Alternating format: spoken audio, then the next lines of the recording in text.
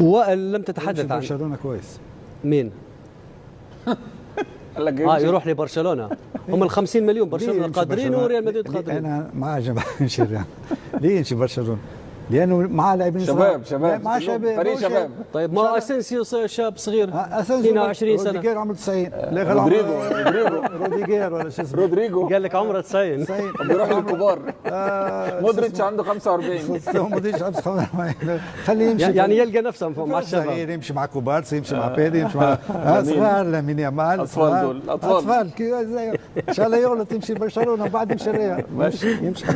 طيب هو بالمناسبه وائل، كل ما نتكلم عن المنتخب الاسباني نتكلم بثناء وباعجاب على مجموعه من اللاعبين، سواء اللاعب الاساسي او اللاعب الاحتياطي، تقريبا الجوده متقاربه بينهم، واللي يلعب يقدم في الاضافه، لكن وراء كل هذا مدرب يؤمن بالشباب، يؤمن باعطاء الفرصه للشباب، ونجح في هذا الرهان دي لا فوينتي.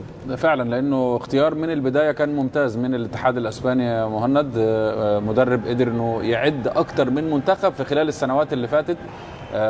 درب منتخبات من 17 سنه لغايه ما فاز مع المنتخب الاولمبي ببطولات، وفاز بعد كده مع المنتخب الاول.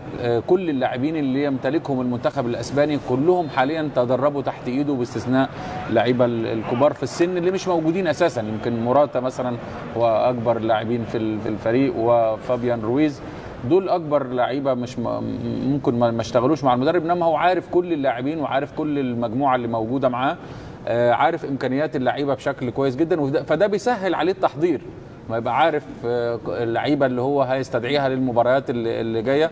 كل دي بتبقى سهله جدا عليه، ولكن بصمته واضحه مع الفريق ومع اللاعبين بشكل جيد جدا مهند.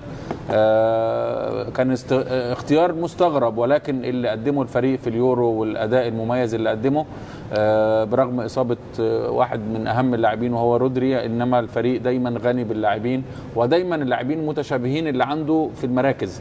بيجيب لاعب ظهير يبقى عنده واحد واثنين وثلاثة في الترتيب، وده هو اللي بيوصله للنجاح بصراحة. بما ان الحديث عن لويس ديل فوينتي، دعونا